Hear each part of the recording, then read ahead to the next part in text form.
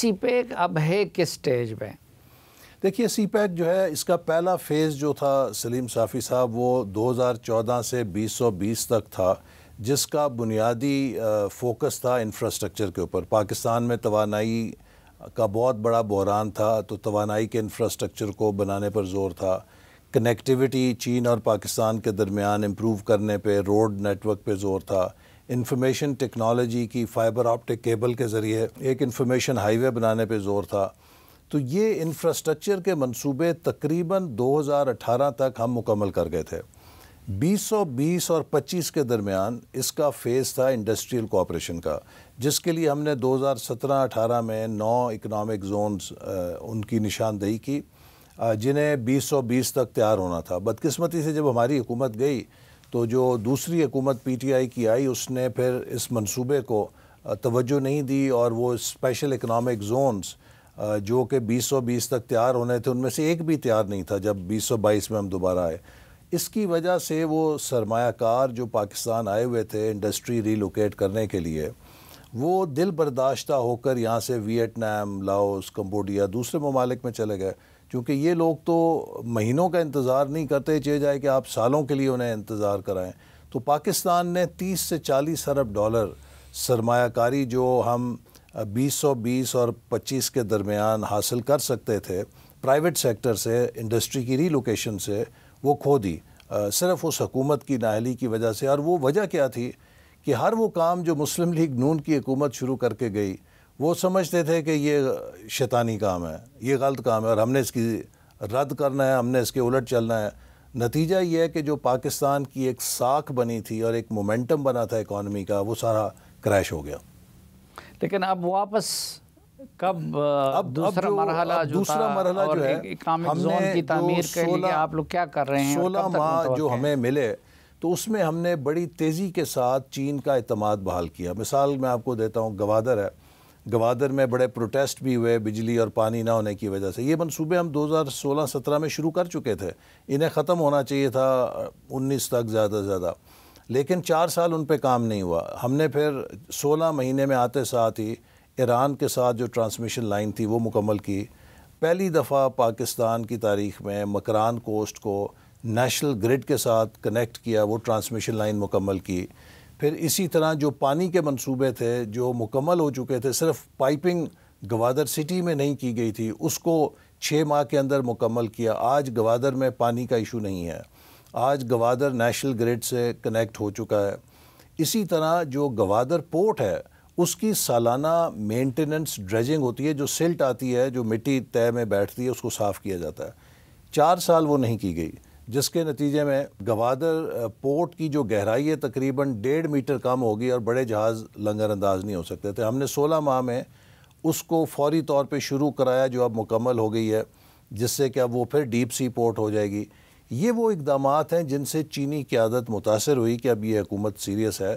تو آپ کو یاد ہوگا کہ 1 اگست 2023 کو جب ہم نے سی پیک کی 10 سالہ تقریبات کا انعقاد کیا، تو چین کے نائب وزیر اعظم آئے اور انہوں نے بہت برملا کہا کہ اب ہم فیز 2 کے لیے تیار ہیں، جس میں 5 نئے کوریڈور شروع کریں گے۔ پہلا کوریڈور ہوگا کوریڈور آف گروتھ، کہ کس طریقے سے ہم پاکستان کی اکانومی میں گروتھ پیدا کر سکتے ہیں۔ دوسرا کوریڈور آف لائیولیہوڈز، کہ روزگار کے ایسے منصوبے شروع کریں جن سے روزگار پیدا ہو۔ تیسرا کوریڈور آف انوویشن، ہم آپ کو پتہ ہے کہ ایک ڈیجیٹل دور میں آگے ہیں، تو پاکستان کی بھی بہت بڑی اسٹرینتھ ہے ڈیجیٹل اکانومی کے لیے، ہماری نوجوان آبادی۔ تو ہم ایک کوریڈور آف انوویشن لائیں جس میں ٹیکنالوجی اور انوویشن کو بنیاد بنائیں۔ چوتھا corridor of green energy, Pakistan میں سولر انرجی اور ونڈ انرجی کے بے شمار مواقع ہیں، اس میں تعاون کریں۔ اور 5ویں ہے کہ ریجنل علاقائی سطح پہ انکلوسیو ڈیولپمنٹ، کہ سی پیک کو ہم اس خطے میں دیگر ممالک کے ساتھ کیسے جوڑ کر اکانومیز کریٹ کر سکتے ہیں۔ تو یہ وہ 5 ان کی ترجیحات ہیں جو انہوں نے فیز 2 کے لیے ہماری جب حکومت ختم ہو رہی تھی نشاندہی کی۔ اب انشاءاللہ تعالی وزیر اعظم صاحب کا بھی دورہ چین متوقع ہے، اور اس سے پہلے میں بھی چین جاؤں گا، تاکہ چینی قیادت کے ساتھ ہم ان 5 کوریڈورز کو عملی جامہ پہنانے کے لیے ورک پلانز بنائیں، اس کی تفصیلات کو طے کریں۔ تو تو میں بہت پر امید ہوں کہ انشاءاللہ تعالی یہ جو چند ایک عارضی سیٹ بیکس آئے ہیں، اس سے قطع نظر اگلے 5 سالوں میں ہم سی پیک کے ذریعے مزید پاکستان میں اب پرائیویٹ سیکٹر انڈسٹریل کوآپریشن کے تحت انڈسٹریلائزیشن کے لیے تعاون حاصل کر کے سرمایہ کاری لا سکتے ہیں۔ اور سب سے بڑی چیز جو ہم نے ان سے کہی ہے، ہم نے کہا جی کہ آپ ہمیں مچھلی نہ دیں، آپ ہمیں مچھلی پکڑنا سکھائیں۔ اور چین کی سب سے بڑی اسٹرینتھ اس کی ایکسپورٹ پرفارمنس ہے، اور پاکستان کی سب سے بڑی ویکنس ہماری ایکسپورٹ پرفارمنس ہے۔ تو ان سے ہم نے کہا ہے کہ آپ اپنے ٹیکنیکل جو ماہرین ہیں وہ ہمیں دیں، تاکہ وہ ہمارے ساتھ بیٹھ کے ہمیں ایکسپورٹ سیکٹر کو ڈیولپ کرنے میں مدد دیں۔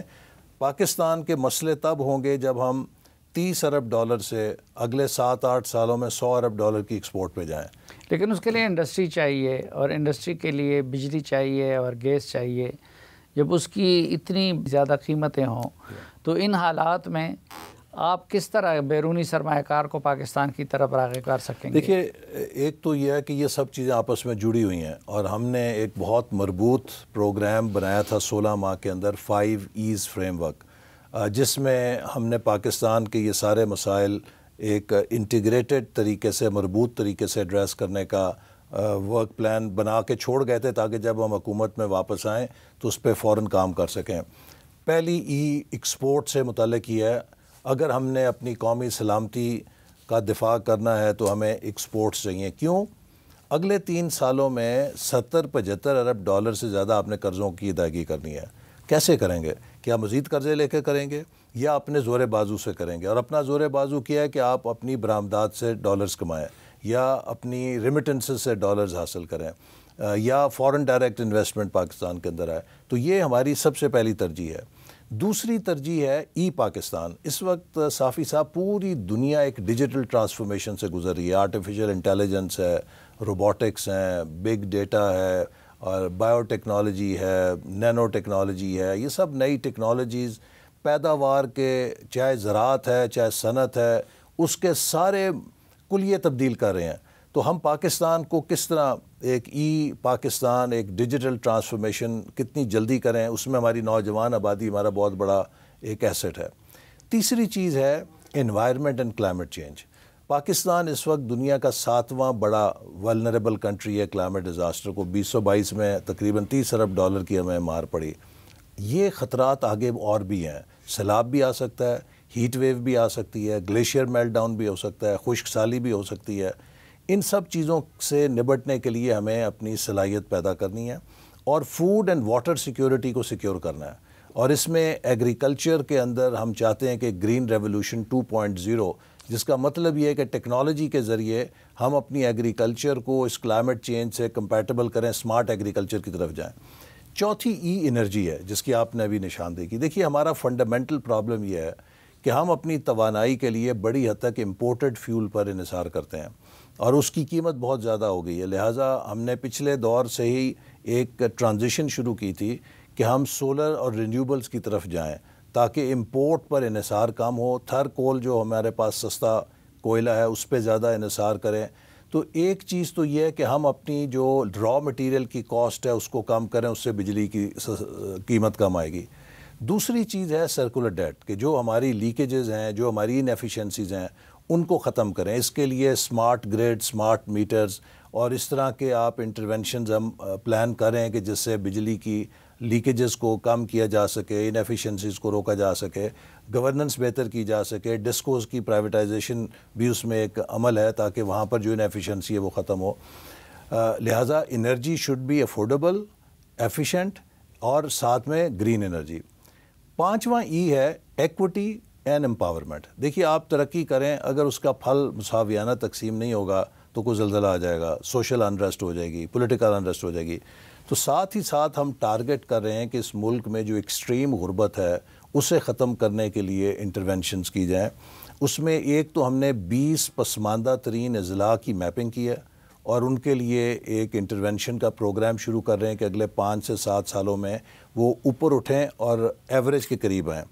دوسرے غربت کے 3 ڈرائیورز ہیں۔ ایک تعلیم ہے۔ دنیا بھر میں غربت ختم کرنے کا سب سے مستند فارمولہ ہے کہ غریب کے بیٹے اور بیٹی کو اچھی تعلیم دے دو، اس کی غربت ختم ہو جائے گی۔ سو لہٰذا ہم کس طریقے سے تعلیم کے ذریعے اپنے پسماندہ ترین علاقوں اور لوگوں کی غربت کو ختم کریں. پھر ہمارا غریب آدمی غربت کے ٹریپ میں ہے صحت کی وجہ سے.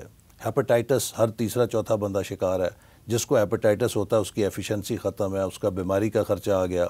ڈائبٹیز, دنیا میں ہم اس وقت نمبر 1 ملک ہیں ڈائبٹیز اور ہیپاٹائٹس کے اوپر. ان دونوں کو ہم ٹارگٹ کر رہے ہیں کہ انیشیٹو کے ذریعے کہ اگلے 3 سے 4 سالوں میں ہیپاٹائٹس کو زیرو کیا جائے.